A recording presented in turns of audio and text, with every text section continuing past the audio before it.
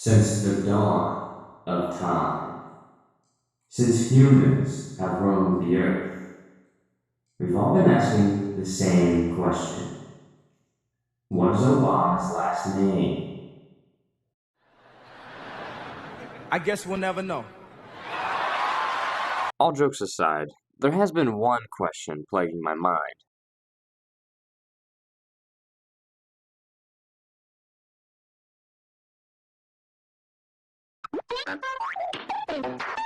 Before we talk about the quote-unquote question, I want to talk a little bit about what this video is going to be. Thinking this video is going to be, three main parts. The first part is going to be just talking about numbers. Numbers specifically surrounding reaction time. And that is kind of what caused the question that's been plaguing my mind, which I'll get to in a second. Secondly, we're gonna talk about some of the most notable pros in certain video games, the competitive scene specifically. And third, before I answer the question, I'll start by saying that if you're watching this video, you're either in my Esports 101 class, or you're a nerd about all things video games, which, either way, glad you're watching. Now, the question, what is the limit of esports athletes? So, at this point in the video, I realized that the $17 mic I bought at Walmart is a piece of shit. Oh! But, you gotta deal with it because I'm not re-recording that. So the reason I'm even asking this question about the limits of humans in esports is actually because of a clip I hit in Siege a few days ago. Now I'm talking straight steez on this clip. I fried this kid, okay? Absolutely fried. And because of that, I wanted to know how many frames was this guy on my screen? Because I'll show you the clip. I'll let you watch the clip. I'll go through it. I'll break it down. I'll explain what happens. And I'll do a frame by frame analysis, and then a little bit of math, so you can get a better idea.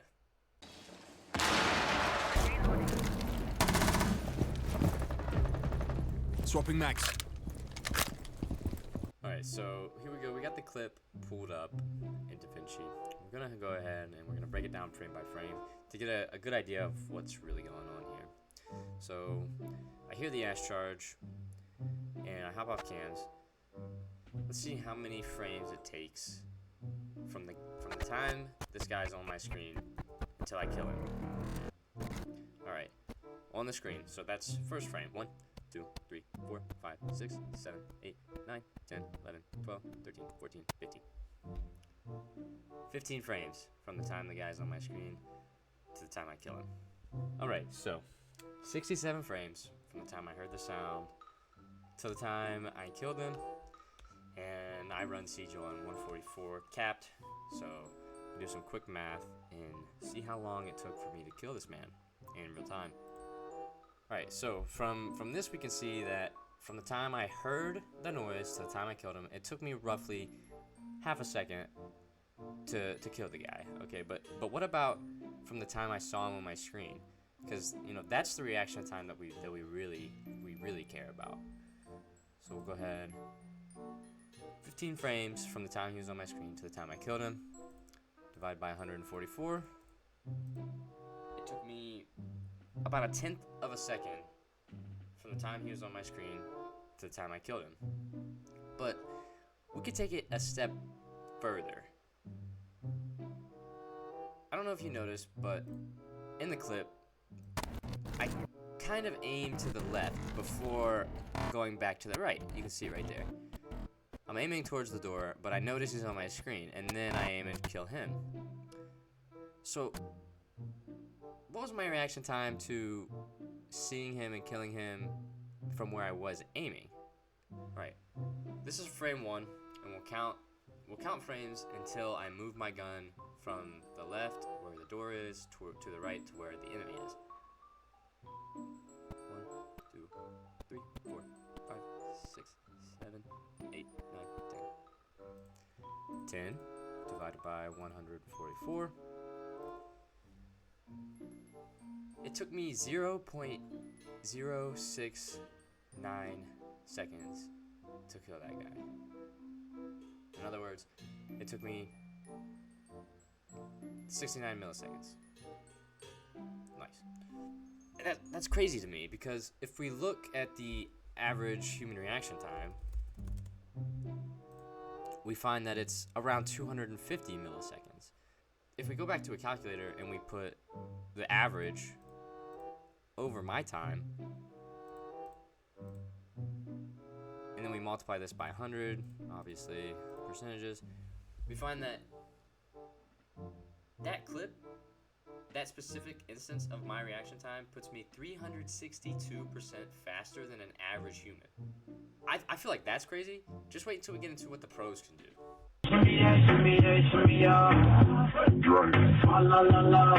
Alright, let's talk about some of the pros.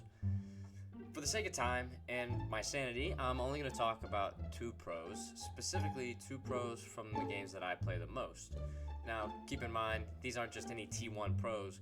The 2 guys I'm going to talk about are absolute machines, and they're widely considered to be the best in their respective games. Enter Peterbot. Peter Kata, aka Peterbot, is a 17-year-old from the US who has over $600,000 in earnings. $600,000 at 17 years old. He participated in several FNCS Grand Finals during the 2021 season, but was really known in 2022 for winning his first FNCS Grand Finals. After which he participated in the 2 FNCS Global Championships in 2022 and 2023, but it was at the end of 2023 when he decided to play with Pollo, a T1 Mexican phenomenon. This is when he began bulldozing the North American region like no one before him. In September of 2024, Peterbot and Pollo won the FNCS Globals and established their domination over the entire Fortnite competitive scene. Up until this point, Peterbot had faced some serious allegations of cheating from reputable T1 pros, such as Booga, the 2019 Fortnite World Cup winner. But these allegations were absolutely butchered at Globals, which was a LAN tournament.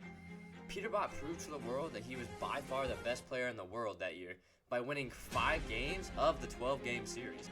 And the cherry on top, at the end of the tournament, Peterbot alone had more eliminations than any other duo combined. Okay, listen, I know I hyped up my reaction time in the previous clip I showed, but in truth, my average reaction time is around 180 milliseconds, which puts me in the top 80th percentile according to Human Benchmark. Unfortunately, there's no record of Peterbot's reaction time, but based on the clips, I would put him in the ballpark of about 130 millisecond average, which would easily put him in the 99th percentile. Next, we're going to talk about the GOAT of Siege. William Lofsted, aka Spoit, is a 20-year-old from Sweden. Spoit's been around for quite some time, uploading his first YouTube video back in 2019, but he made his first competitive debut for Godsent in 2020. And since then, he's gone on to make a name for himself, not only as one of the best to play the game, amassing close to $200,000 in earnings, but also as a prominent content creator in the Siege community, with over 1 million subs on YouTube and over 700,000 followers on Twitch. Listen guys, the clips speak for themselves. This guy is just on another level. When looking into Spoit's reaction time, I actually found a video where he takes the Human Benchmark test, and he scores an average of about 140 milliseconds, but his fastest single test was 42 milliseconds. And these speeds are practically inhuman. You know, when looking at the clips, it's clear that he's even faster than what this benchmark puts him at. You know, he takes people out so fast that if you blink, you will literally miss it. Some of his notable achievements. Back in 2022, he took first place at the 6th Berlin Major. 2023, he took first in the North American League 2023 Stage 1. And you know, looking at his placements over the course of the last 2 years, this guy's just a monster. He's just a monster. In esports, human performance peaks at remarkable yet defined limits. You know, most top esports athletes have a reaction time ranging from 130 to 180 milliseconds. But some experts believe that the upper limit of human reaction times could possibly reach as fast as 100 milliseconds average. Another bottleneck for esports athletes can be found in actions per minute, or APM for short. For most top-tier pros, APM tops out at around 300 to 500 during sustainable play, or about 5 to 8 individual actions per second. Just think about that. Peak endurance for top level athletes typically lasts about 4 to 6 hours, and reaction speeds naturally decline after the mid-20s. These numbers define the upper boundaries of human capability in competitive gaming. And with all this in mind, I think we can finally answer the big question of what the human limits are in esports. And the answer, shockingly, is these players are the limits. Oh, that took way too long. I'm so glad that's over. I want to say that probably took around 10 to 12 hours of work. Terrible. As a kid, I always thought I wanted to be a YouTuber, like 7-year-old me. This helped me realize I do not want to ever do this again.